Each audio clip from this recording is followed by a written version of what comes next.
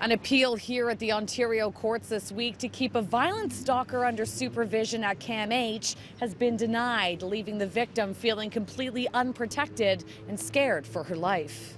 She's shocked. She's horrified.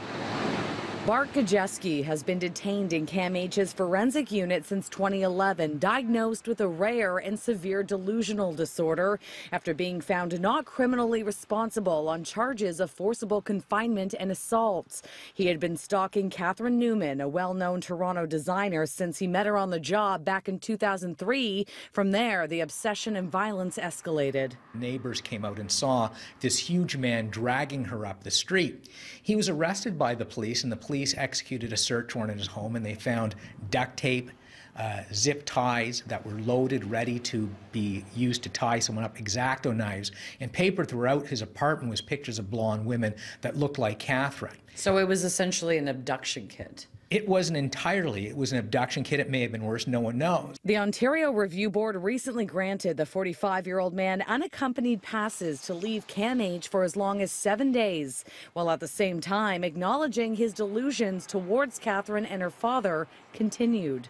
The doctors, believe it or not, are prepared to rely on a man who's been harboring delusions for over a decade, who's not engaged in any meaningful treatment, and is being forced to take antipsychotic medications, and they're prepared to rely on his word that he'll act lawfully. And this is just an example, as I say, of CAMH saying, we're doing our job. We've gone from maximum to security. Now we've got him into the community. The Ontario Review Board becomes the judge for those found not criminally responsible. When deciding privileges, a panel of experts looks at 4 things. Are you at risk to members of the public? How is your mental health now? How well integrated into society are you? And do you have any other needs that should be considered? When we brought these concerns to CAMH, we were told in a statement CAMH's position on this matter was set out clearly in its written materials filed with the court, and we will follow the direction of the Court of Appeal. What kind of protections is Catherine being offered, if any?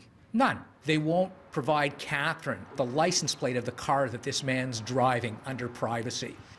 The issue in this case isn't if he's going to act out and try to harm Catherine or her father again. The only issue is when. Now, another part of the appeal that was approved this week is that Gajeski cannot be within 500 meters of the victim and her father. Outside the Ontario courthouse, Shauna Hunt, City News.